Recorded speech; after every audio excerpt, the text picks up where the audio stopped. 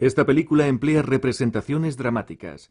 Todas las palabras pronunciadas por los actores son citas exactas sacadas de entrevistas, periódicos y memorias de aquellos que lucharon.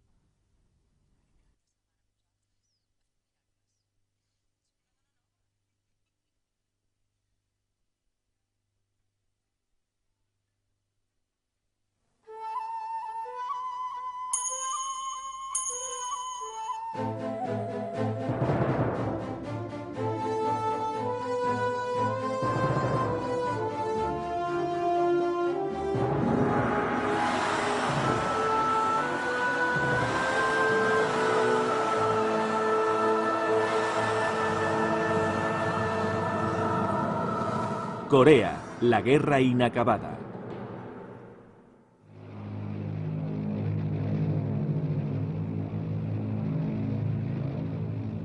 La mayoría de los documentos todavía son secretos, pero algo se sabe sobre el ataque con armas bacteriológicas a Winnipeg, Manitoba, en el apogeo de la Guerra de Corea. Un avión de las Fuerzas Aéreas Canadienses se aproxima a Winnipeg por el oeste, dirigiéndose hacia la ciudad con un fuerte viento. A bordo van agentes del Cuerpo Químico del Ejército de Estados Unidos. Juntos, con científicos de armas bacteriológicas canadienses, están a punto de llevar a cabo un experimento encubierto con armas bacteriológicas sobre la población civil. El avión suelta un aerosol, un componente químico diseñado para dificultar la respiración de la gente. La población no lo sabe. A las autoridades locales les han mentido. Les han dicho que la operación es solo un experimento de una pantalla de humo invisible. De hecho, lo que se va a probar es el mejor modo de infectar a toda una población con una enfermedad desde el aire. Un experimento similar tiene lugar en San Francisco. Todo forma parte de un enorme proyecto secreto para desarrollar armas bacteriológicas ofensivas para el campo de batalla de Corea. Tierra quemada.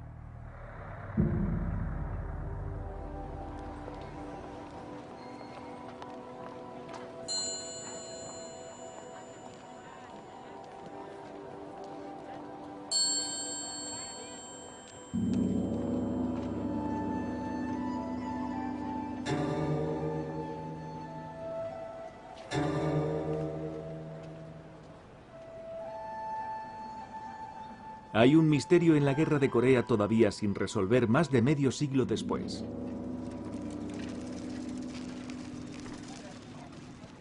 Incapaz de derrotar a China y a Corea en el campo de batalla, llevó a cabo Estados Unidos una campaña clandestina y usó armas biológicas para extender enfermedades entre la población china y norcoreana. La investigación de este misterio cambió la vida del historiador canadiense Stephen Endicott y especialmente a sus padres misioneros.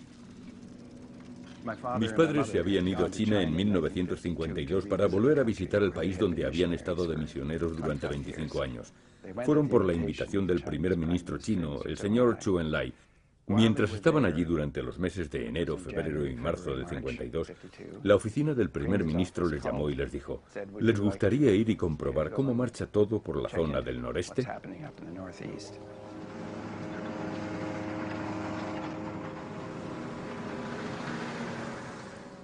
Endicott llega a China y encuentra a los equipos médicos y sanitarios en una campaña, según parece, para detener la proliferación de algunas enfermedades terribles.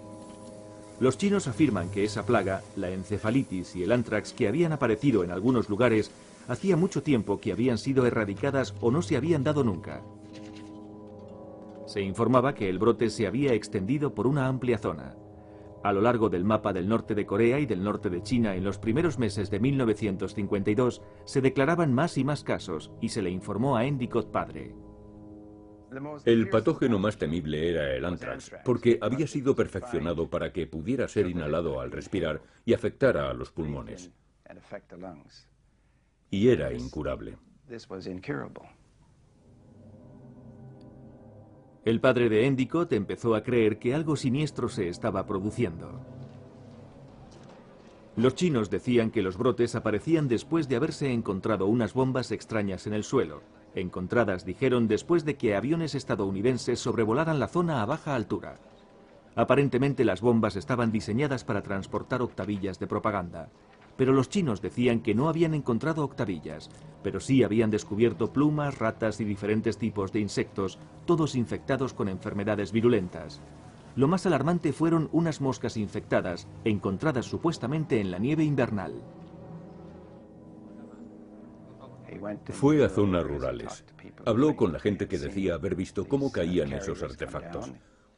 Habló con científicos que habían examinado las bombas que habían transportado las enfermedades. Estaba impresionado por las credenciales de esos científicos, credenciales en medicina occidental, muchos de ellos graduados en Cambridge y en Oxford, e incluso en la Universidad de Toronto.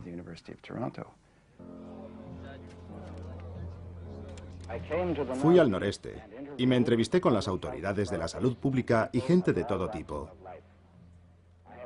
He visto toda clase de evidencias incriminatorias de la guerra bacteriológica estadounidense. Después de ver todas esas pruebas, sé que el gobierno de Estados Unidos ha llevado a cabo una guerra biológica a gran escala sobre las tierras de China. Un respetado reverendo de la Iglesia Unida, el padre de Endicott, regresó a Canadá para encontrarse que se negaba su evidencia como una propaganda comunista. En el Parlamento canadiense, el gobierno le denuncia como a un subversivo e incluso considera acusarle de traición y la pena por eso es la muerte. Hubo todo un alboroto en Canadá y la prensa le declaró como el enemigo público número 1.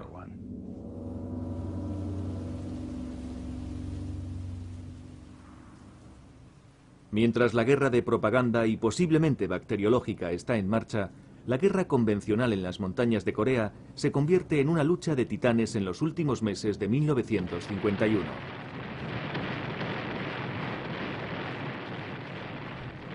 En el frente, el ejército chino está en crisis. Entre combates, el ejército se esconde en complejas cuevas para escapar de la potencia del fuego de los norteamericanos, y aún así tienen tremendas bajas. Su situación desesperada no es entendida por los líderes comunistas. Kim Il-sung, el dictador de Corea del Norte, quiere que los chinos sigan atacando a las adelantadas fuerzas estadounidenses a cualquier precio. El general Peng, el comandante en jefe chino, cree que esa es una estrategia suicida. El historiador militar Bin Yo dice que Peng dio prioridad a este asunto. Peng fue personalmente a ver a Mao para hablar con él del tema. Y Mao le creyó, le escuchó. Y entonces se dio cuenta de que podría ser una guerra de desgaste y podría durar mucho más. Mao acepta las malas noticias, pero ordena un gran ataque más sobre las fuerzas estadounidenses para fortalecer la posición de China en las negociaciones. El presidente dio unas instrucciones muy claras. Ganar con una rápida victoria si es posible. Pero como mínimo, en el campo de batalla, ganar con ventaja.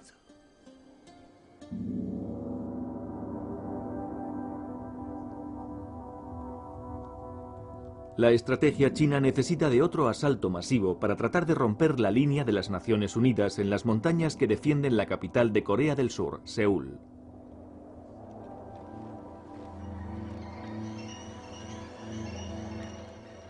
En otoño de 1951, la nieve ha llegado temprano a las colinas de Corea, haciendo que las brigadas canadienses de las Naciones Unidas se sientan como en casa. El capitán Charlie Forbes tiene el presentimiento de que se avecinan problemas. Los soldados tienen lo que llamamos un sexto sentido. Yo lo he experimentado. Todos los soldados en los campos de batalla se huelen las cosas. Saben cuándo inclinarse y cuándo hay que agacharse. Los canadienses forman parte de la fuerza de las Naciones Unidas que defienden la colina 355, llamada la Pequeña Gibraltar, por la forma en que domina el frente occidental. Los estadounidenses están encima de la colina, con los canadienses en la cima siguiente. Los chinos intentaban conquistar la colina 355. Si llegaban a dominar dicha colina, tendrían una posición dominante, táctica y estratégicamente. A las 13 horas del día 22 de noviembre, el ejército chino avanza hacia la colina 355.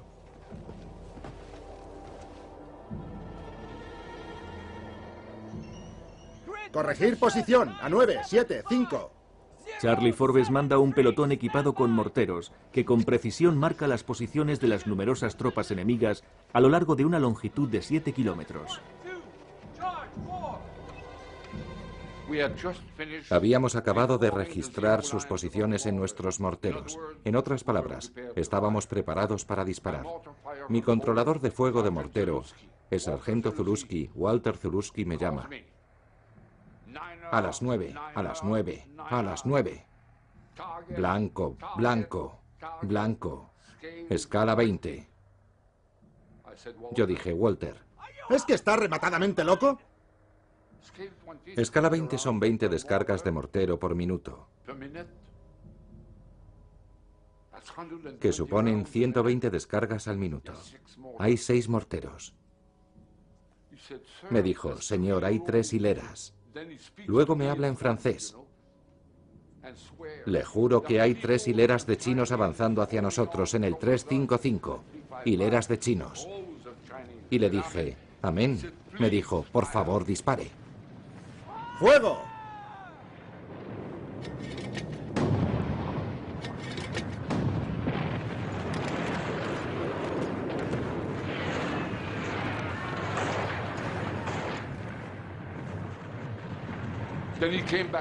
Luego volvió de nuevo diciendo, adelante, muertos, estupendo. Y exclamó, de nuevo. ¡De nuevo! ¡Fuego!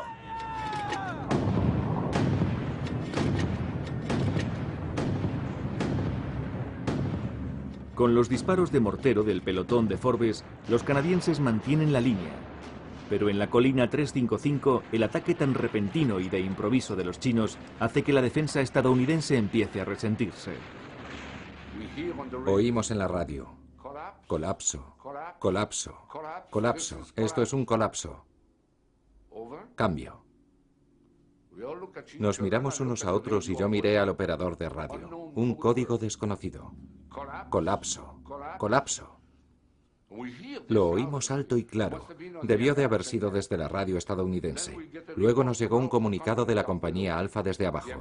Los estadounidenses están abandonando el 355 y están corriendo por un campo de minas.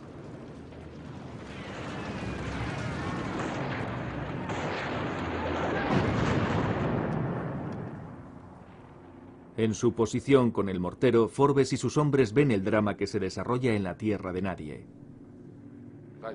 Vi con mis prismáticos los momentos más tensos y conmovedores de la guerra.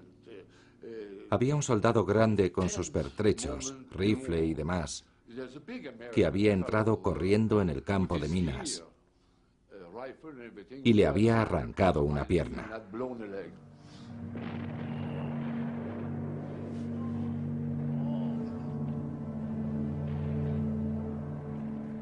En la línea canadiense, un cabo experto en minas se ofrece voluntario para intentar rescatar al estadounidense. El cabo Berlinguet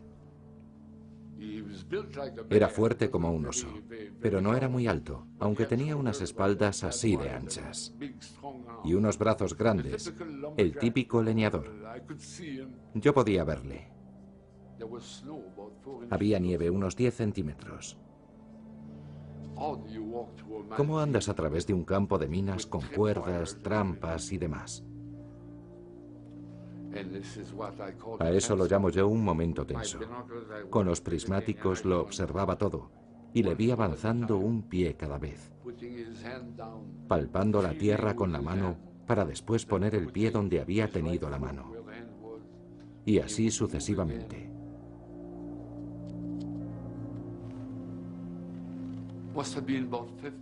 Debía de haber unos 50 o 60 pasos, pero cada uno de ellos era como si te clavaran una bayoneta en el corazón, y yo exclamé, seguro que saltará por los aires.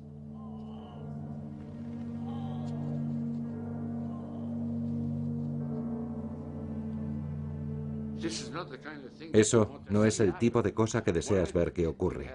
Cuando ocurre algo así, haces lo que debes hacer, pero ahora quisieras prevenirlo. Pero ¿cómo puedes prevenir algo así? Eso no se puede prevenir. Él decidió ir, no iba a dejar que fuera otro hombre a morir allí.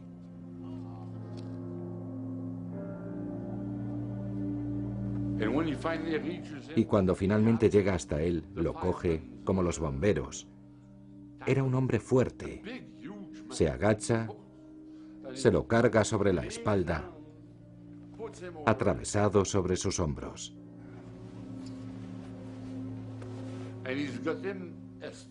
Se podía ver que tenía las piernas dobladas. El hombre debía pesar al menos 90 kilos, seguramente. Le sujeta con una mano y se agacha para recoger el rifle. Es algo que parece increíble, pero es cierto. Se da la vuelta justo sobre sus pies y sale de allí andando sobre sus pisadas anteriores.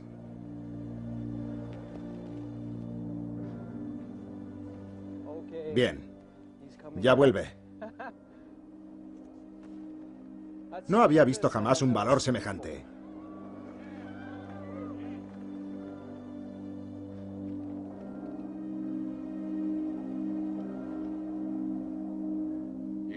Le suelta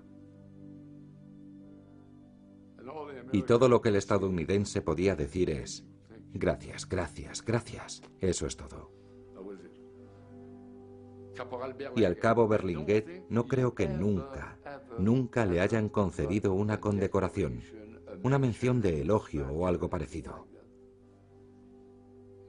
Es increíble. Pero eso forma parte de la guerra.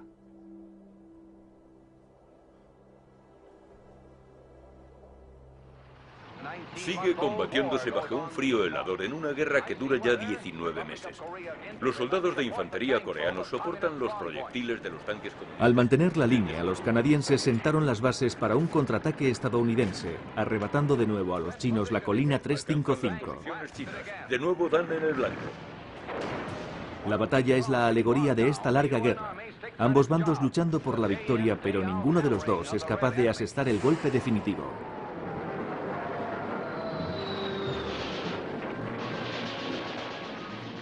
Día y noche los estadounidenses mantienen una campaña de bombardeo incesante sobre las posiciones chinas y norcoreanas. Pero ya no es más una zona libre de fuego para los pilotos estadounidenses. Ahora los chinos presumen de sus 4.000 aviones y casi de la mañana a la noche se han convertido en la tercera fuerza aérea más grande del mundo. Con la ayuda de pilotos soviéticos y sus últimos reactores MiG, los chinos empiezan a derribar más y más aviones estadounidenses.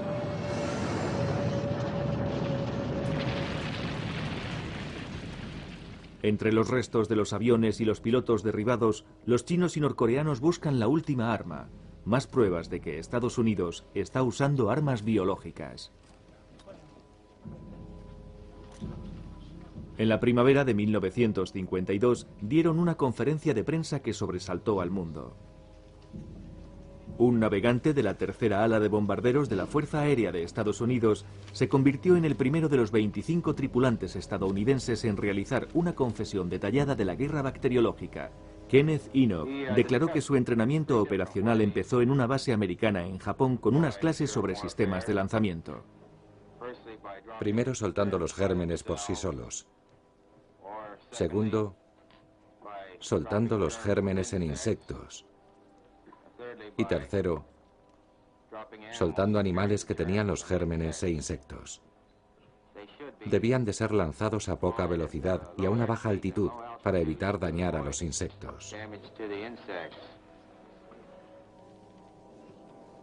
Cuando los pilotos eran derribados, los interrogadores chinos hablaban con ellos y les decían: será mejor que nos digas qué has hecho, porque si nos lo dices, serás tratado con benevolencia. Luego, la única instrucción que recibí, naturalmente, es la orden de llevar a cabo mi misión con armamento bacteriológico. Y les llamaban una y otra vez para preguntarles: ¿cuáles eran tus blancos? ¿De qué estaban cargadas tus bombas? Y así sucesivamente. Mi misión con gérmenes tuvo lugar el 27 de marzo de 1952. A las 6:45 me dirigí a mi avión para revisarlo. Mientras lo hacía, vi a unos hombres que estaban cargándome las bombas. Y llevaban los uniformes que nos dijeron que llevarían. Un traje de faena blanco, máscara y guantes. Esos hombres sacaron las bombas de un camión cerrado y las cargaron a mano. En Washington, la administración y los militares se pusieron a la defensiva. Estados Unidos proclamaba repetidamente que todo era propaganda de los comunistas. El general Ridgway lideraba el contraataque. En toda esta falsa y negra información de propaganda, estas acusaciones deberían servir como una seria advertencia a los norteamericanos y al mundo libre. Una advertencia tan amenazante y urgente como un bosque en llamas precipitándose sobre una aldea de madera. Mientras Estados Unidos se vuelca en controlar los daños, en Canadá la Policía de Seguridad Federal trata de desacreditar a James Endicott, demostrando que es un miembro del Partido Comunista. Finalmente admiten que no lo es. Stephen Endicott nunca ha olvidado los ataques contra su padre, y después de hacerse historiador, se dispone a llegar al fondo del asunto de la guerra bacteriológica. A partir de los últimos documentos desclasificados, Endicott descubre que durante la Guerra de Corea y mientras Estados Unidos lo niega rotundamente en público, detrás de los focos se está llevando a cabo un programa altamente secreto de guerra bacteriológica. Esta película desclasificada del ejército demuestra cómo Estados Unidos se tomó muy en serio el tema de las armas químicas y biológicas ya desde la Segunda Guerra Mundial. Cuando llegue la fase del armamento de gas, producirán tremendas bajas en el enemigo y al mismo tiempo evitarán unas bajas excesivas a nuestras propias tropas. A finales de la Segunda Guerra Mundial, el programa de armas biológicas está en segundo lugar de secretismo, solo detrás del proyecto Manhattan que desarrolla la bomba A. Cuando terminó la Segunda Guerra Mundial, Estados Unidos descubrió que sus enemigos, los japoneses, también tenían un avanzado programa de armas biológicas. Resultó que los experimentos con armas bacteriológicas realizados con animales por los aliados, el ejército japonés los había experimentado en prisioneros de guerra aliados de manera espantosa. Mientras aún estaban con vida, les abrían para observar directamente cómo reaccionaban los diferentes órganos después de inocularles alguna enfermedad. El hígado, los riñones, el corazón, los pulmones. Una horrible tortura.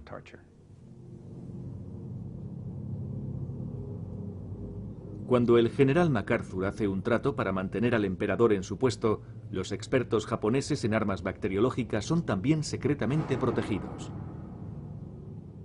El teniente general Shiro Ishii, al mando del programa japonés de armas bacteriológicas, pasa sus investigaciones a Estados Unidos a cambio de inmunidad de ser acusado como criminal de guerra. El trato fue alto secreto, justificado por la guerra contra el comunismo y por la búsqueda del arma perfecta.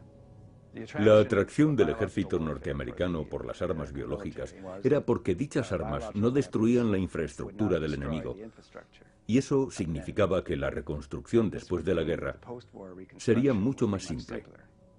Un arma atómica lo destruye todo. Un arma biológica solo elimina a la gente, pero los edificios, ferrocarriles, fábricas y todo lo demás seguirá estando allí. Endicott descubre que durante la Guerra de Corea, la guerra biológica supone una operación de 350 millones de dólares. Las armas biológicas se ponen al mismo nivel que la bomba atómica, el número 1 en categoría estratégica. El 21 de diciembre de 1951, con la guerra en punto muerto, se les dice en secreto a los militares: ya es hora de que la actual preparación se lleve a cabo. Para hacerlo, los investigadores militares estadounidenses adaptan la técnica que los japoneses probaron con éxito sobre el terreno, utilizando insectos, ratas y plumas para extender la peste de la encefalitis y el anthrax.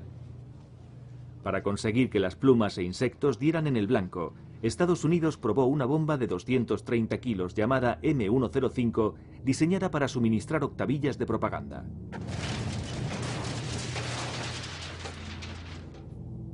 Esta fotografía desclasificada muestra cómo una bomba de octavillas M105 de 230 kilos se convierte en una bomba de plumas. En su investigación, Stephen Endicott va a la capital de Corea del Norte, Pyongyang, buscando conexiones entre los documentos recientemente desclasificados y las bombas que los norcoreanos dicen que estaban llenas de insectos infectados y plumas. Esta es la bomba de octavillas, la bomba de panfletos de 4 compartimentos. En esta no están los compartimentos, pero sí en esta otra M105. Así que la M105 era la bomba de octavillas que convirtieron en bomba bacteriológica.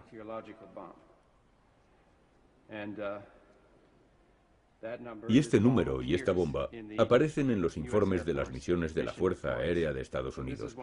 Así que esta era una de sus principales armas biológicas.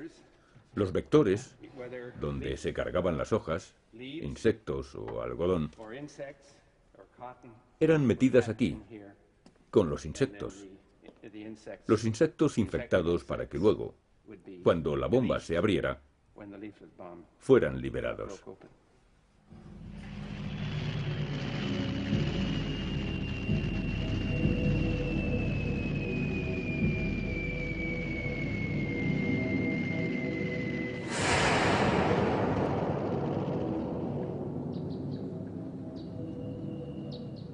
Mientras vuelan las acusaciones sobre las armas biológicas, empiezan en serio las conversaciones de paz en Panmunjom entre la dividida Corea del Norte y la del Sur. Antes de trasladarse a Panmunjom, los norteamericanos tienen que aprender a pronunciar ese nombre, luego a entender la interminable maniobra. La nieve está empezando a acumularse en el frente de Corea, limitando la acción. En un alto el fuego temporal, el contingente canadiense de las Naciones Unidas tiene tiempo para la clase de batalla por la que son famosos. Esta vez la lucha es sobre una superficie brillante. Las tropas de Nueva Zelanda y Australia les han retado a un partido de hockey sobre el río Injin. Cuando los australianos y neozelandeses hacen su aparición sobre el hielo, los canadienses saben que el campeonato sobre hielo de la Commonwealth está en el bote. La tregua es efímera. La guerra se reanuda enseguida, pero el gran movimiento de tropas que caracterizó la lucha de los primeros años ya no vuelve a ser igual. Ahora el campo de batalla se parece a la tierra de nadie de la Primera Guerra Mundial. Los ejércitos se atrincheran y se enzarzan en pequeñas y desesperadas batallas por unos cientos de metros de terreno. El canadiense Charlie Forbes, un artista a la vez que soldado, pinta la posición de su regimiento durante ese melancólico tiempo. Las condiciones de guerra en Corea, creo que, particularmente después de haber decidido esa tregua, de detener la guerra para moverse a posiciones estáticas sobre el paralelo 38, hizo que el ánimo cambiara completamente. Solo había patrullas nocturnas. Un 100% de alertas desde medianoche, desde las 8 de la noche hasta las 6 de la mañana. Vivíamos en el suelo, como en 1914-1917. No había bodegas donde esconderse, no había vino, había sake. Pero no había demasiados contrabandistas que llegaran al frente para vendérnoslo. Y se convirtió en algo sumamente solitario.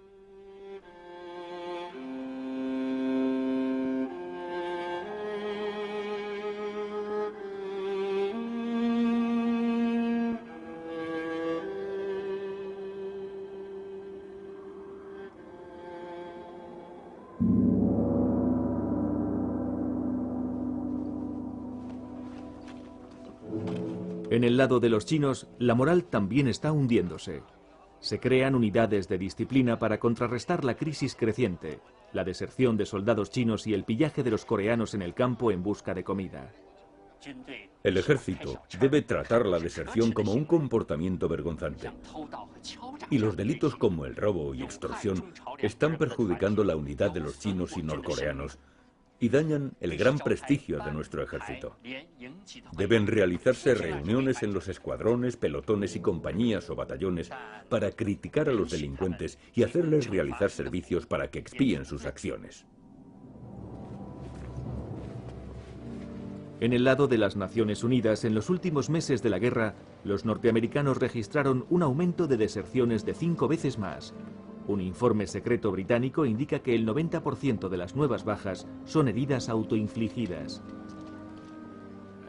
Y entonces empezamos a tener heridas autoinfligidas, algo que nunca tuvimos en Alemania, ni en Francia, Holanda o Bélgica. Los chicos se encontraban muy solos y oías un disparo, y es que se habían pegado un tiro con el rifle en un pie. No era como una epidemia, pero ocurría y dolía. Después también tuvimos otros casos de chicos que querían tomarse un trago solo para evadirse. Destilaban Preston, betún para los zapatos, para conseguir alcohol. Se envenenaban a sí mismos. Se encontraban cuerpos tumbados en la trinchera, muertos. Porque por parte de los oficiales y de los suboficiales deberían haber mantenido la moral de los hombres alta. Pero como no había acción, se dejaron arrastrar. Y la línea del frente también. Aquellos hombres que estaban allí querían luchar. Rolando Hinojosa, del Ejército de Estados Unidos, escritor a la vez que soldado, dice que el frente se convirtió en una zona gris de demencia, una amenaza peor que los chinos. El teniente Phil Brockley se levantó y se pegó un tiro hace 2 días. Encontramos su casco, sus prismáticos, papeles, lápiz, 2 paquetes de cigarrillos y una linterna japonesa. Todo colocado en fila.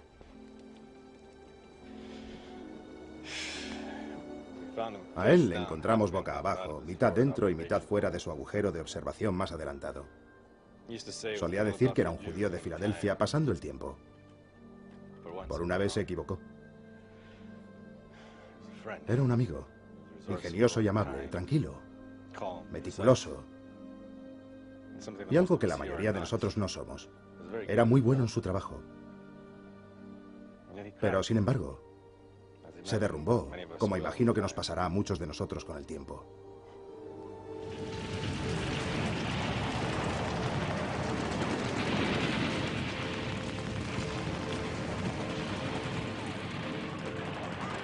Corea fue la guerra de los 1000 días.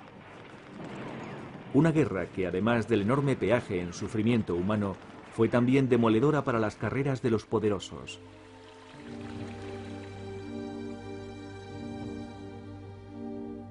En Washington, el presidente Harry Truman decide no presentarse a otra elección.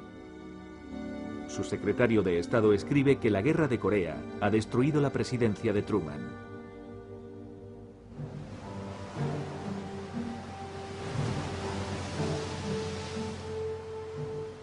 En 1953 está claro que ningún bando va a ganar la guerra de Corea.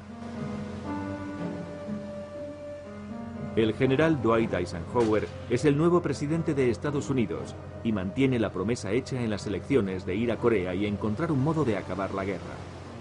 Solo porque uno de los bandos quiera la paz no se consigue la paz. Debemos seguir adelante y hacer cosas para inducir al otro bando a desear también la paz. Y para inducir al otro bando a desear también la paz, Eisenhower autoriza una demostración de fuerza, una prueba con artillería nuclear, el mensaje de que Estados Unidos está de nuevo dispuesto a usar la bomba para terminar con la guerra. Joseph Stalin ha muerto. En la Unión Soviética, Joseph Stalin muere de repente, y con su muerte llega al mundo una marea de cambios. El apoyo comunista para la continuación de la guerra en Corea se desvanece. Ahora, con nuevos líderes en ambos lados, las negociaciones de paz se hacen más formales. El mayor obstáculo es el autocrático presidente de Corea del Sur, Syngman Rhee. Entre bastidores, su presidencia se ha convertido en el reino del terror. Rhee está decidido a sabotear cualquier acuerdo de paz que no reúna a toda Corea bajo su mando.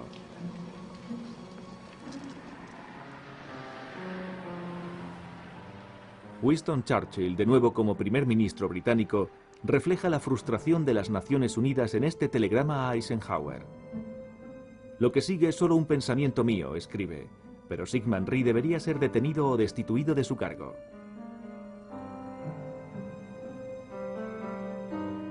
Y entonces la lucha acabó. Esto es Panmunjom, el lugar donde se firmó no un tratado de paz, sino un alto el fuego. El 23 de julio de 1953, después de 3 años de guerra y 5 millones de víctimas, se establece un armisticio que congela la guerra de Corea tal cual. Ambos lados acuerdan quedarse tal como estaban antes de empezar la guerra. Los chinos y norcoreanos firman. Estados Unidos firma en nombre de las Naciones Unidas. Pero el líder de Corea del Sur, Syngman Rhee, se niega y durante años hasta que es derrocado, trata de mantener el arsenal de armas para otro ataque al norte. Hasta hoy en día, Corea del Sur sigue sin formar parte del alto el fuego.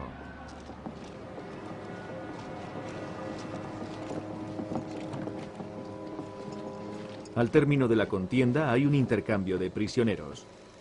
Los pilotos que confesaron formar parte del programa de armas bacteriológicas regresan a Estados Unidos y se retractan diciendo que les lavaron el cerebro. Sí que firmé una confesión relativa a las armas bacteriológicas, pero las afirmaciones que se encontraban en esa confesión eran falsas. Fueron obtenidas bajo presión por los comunistas chinos.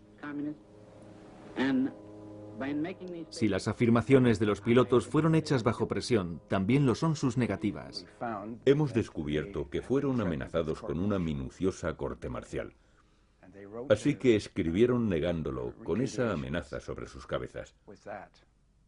Por lo que eso debe moderar el punto de vista de la gente en relación a las confesiones que hicieron negándolo.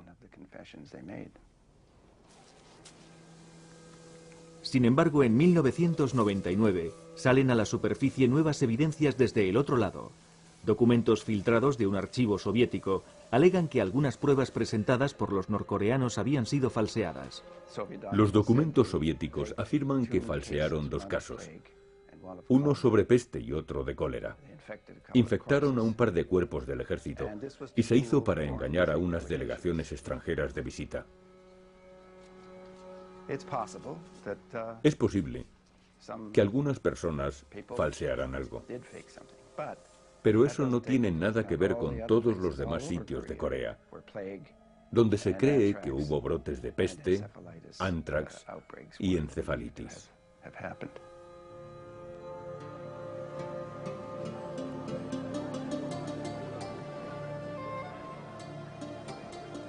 Falsearan o no los soviéticos y norcoreanos algunas de las pruebas, parece claro que los chinos creen que durante la guerra de Corea estuvieron bajo ataques biológicos. Iniciaron un programa masivo de descontaminación y vacunación. En abril de 1952, 20.000 sanitarios vacunaron a 4.850.000 personas contra la peste bubónica en el frente de Corea. Creo que sería una tontería o algo ineficaz el comprometerse a realizar algo a tan gran escala, la vacunación de tus tropas, en un número tan cuantioso, si no hay pruebas evidentes para acometer semejante tarea. Se necesitó mucho personal sanitario para vacunar a un número tan elevado de tropas. No estoy diciendo que creo totalmente a los chinos. Como historiador, naturalmente, tengo mi historial chino, pero tiendo a fijarme en las evidencias. Creo que hay que esperar. Estoy seguro de que todavía hay más cosas por saber.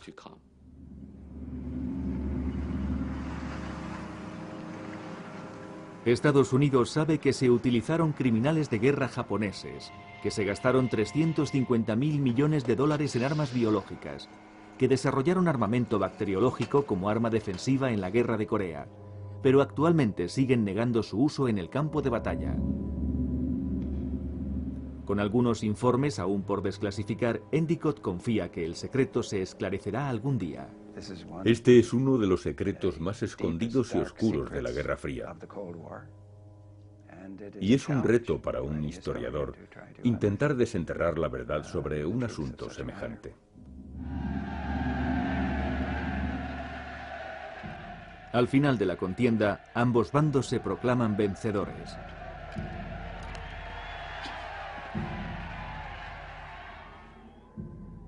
Pero hay una honda impresión de que nadie ha ganado la guerra de Corea.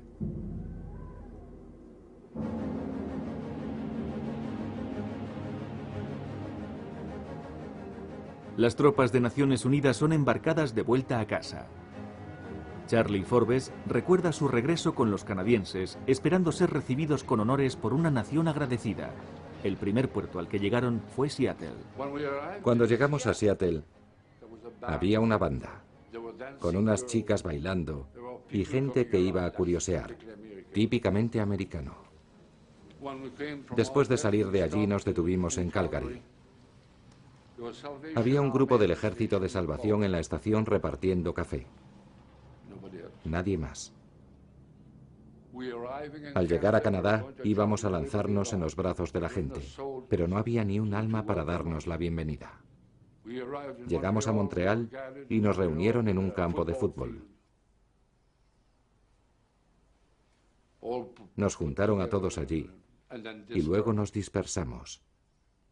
Ninguna recepción. ¿Por qué vamos a ser olvidados? ¿Por qué tenemos que ser olvidados? Los canadienses que yacen enterrados en Pusan eran unos soldados orgullosos, buenos soldados. Los canadienses somos buenos soldados. ¿Por qué olvidarlos?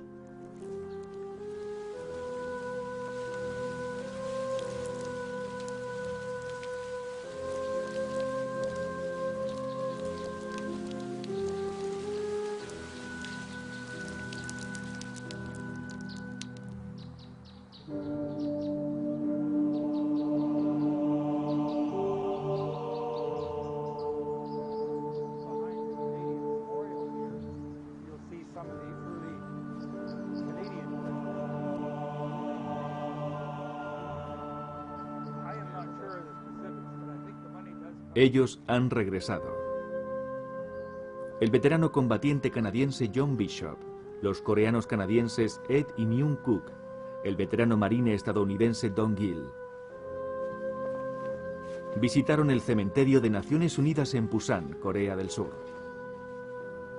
Algunos de los estadounidenses muertos en la Guerra de Corea están enterrados aquí.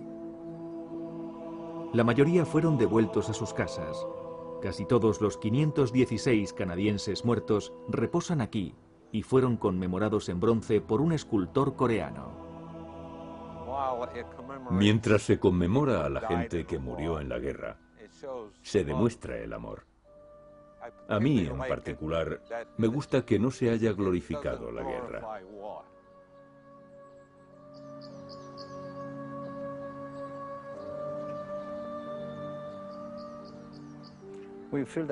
Creo que tenemos una gran deuda con estos hombres, especialmente con los que murieron, porque sin los soldados de Naciones Unidas, Corea del Sur no sería lo que es hoy en día. No hay palabras para expresar realmente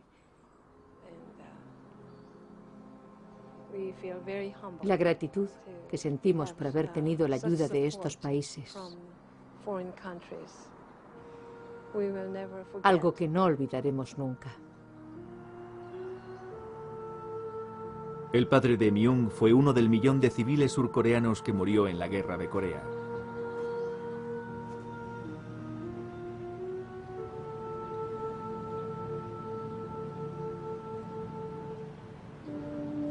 Estados Unidos llevó a cabo la Guerra de Corea sin el consentimiento del Congreso. Así que a Washington le costó décadas el llamarlo oficialmente guerra y construir un monumento en su memoria.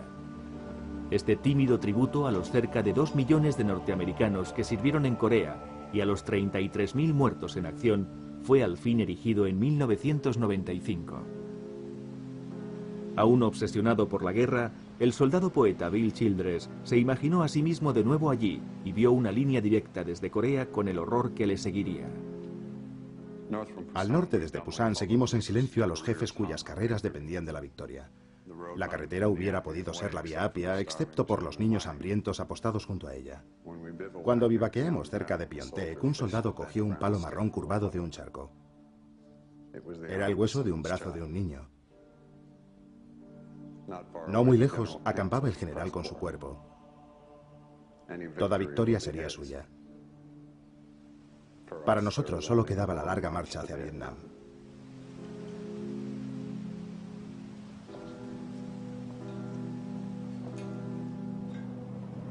La corresponsal de guerra Margaret Higgins murió en la guerra de Vietnam y como un honor está enterrada en el Cementerio Nacional de Arlington, en la capital de Estados Unidos.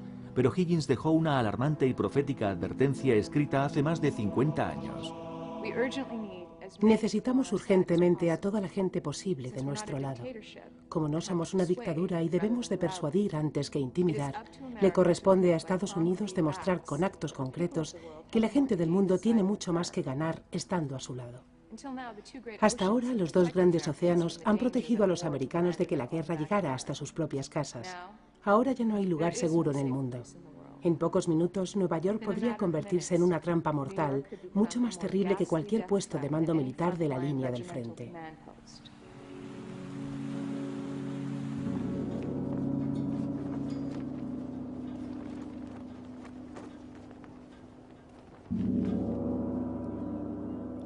Luchando Estados Unidos por hacer un alto, China se ganó el reconocimiento como una fuerza mundial.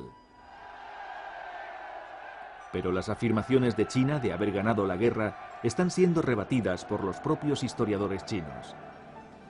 China sufrió más de 1 millón de heridos y muertos, no un cuadro de victorias, según el historiador Bin Yo. Otra gente se cuestiona, por ejemplo, las bajas. ¿Cómo se puede clamar la victoria con semejante cantidad de víctimas? Quizá con 2 o 3 veces más bajas chinas. Si se midiera por las bajas chinas, la victoria sería muy amarga.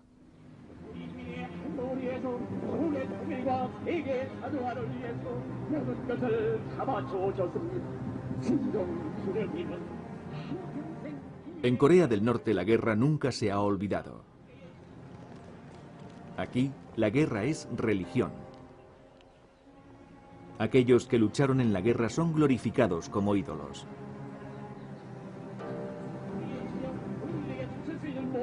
Al líder de la guerra, Kim Il-sung, se le venera como a un dios que traspasó sus poderes de Estado a su único hijo, Kim Il-jong. Aquí el régimen mantiene al pueblo en un constante temor de que la guerra pueda comenzar de nuevo.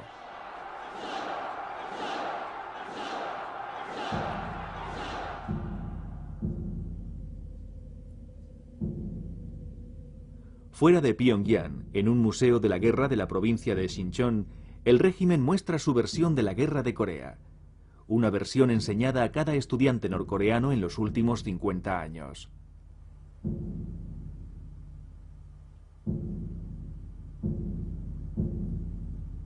En las paredes se ve a los militares estadounidenses cometiendo crímenes de guerra. Las imágenes son caricaturas, haciendo de esto no tanto un museo de guerra, sino un museo del odio. Pero detrás de esta propaganda hay una preocupante realidad. Los documentos desclasificados revelan ahora que durante la Guerra de Corea, una política despiadada de Estados Unidos procedente de la cúpula militar convirtió en blanco deliberadamente a los civiles. Se calcula que 2 millones de civiles norcoreanos, ancianos, mujeres y niños, murieron durante la guerra, principalmente por fuego estadounidense, por disparos y bombardeos, potentes explosivos y napalm. Podría haber sido peor, y aún lo es. Estados Unidos empezó a ensayar ataques nucleares en Corea del Norte en 1951, y tan recientemente como en 1998, el plan de ataque nuclear todavía se seguía practicando y puliendo. Los regulares simulacros de ataques aéreos sobre Pyongyang son hoy una distracción del hambre y la represión, pero también reflejan un gran temor a Estados Unidos.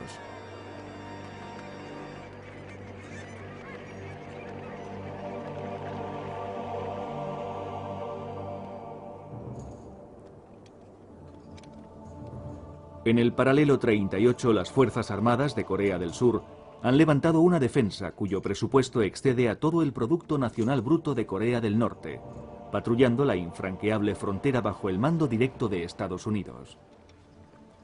El Pentágono todavía mantiene allí una fuerza de 37.000 soldados, siempre listos y cerca del frente. Pero desde los días en que Charlie Forbes mandaba un puesto no muy lejos de aquí, ha habido un cambio monumental en la tierra de nadie. La probabilidad de que Corea del Norte tenga la bomba atómica aumenta las apuestas. Pero hay una esperanza. En la frontera, una nueva generación de líderes democráticos de Corea del Sur, nada deseosos de reanudar la guerra, han construido una reluciente estación de ferrocarril. Una buena propaganda, pero también un símbolo de buena fe, lista para que si el miedo a la guerra se disipa, puedan llevar a los primeros viajeros desde Seúl a Pyongyang. A lo largo de la tierra de nadie, la guerra inacabada terminará, o como un viaje de reconciliación entre el norte y el sur, o como un fragor de tanques y lanzamiento de misiles, como señal de más guerra y del acto final de la tragedia de Corea.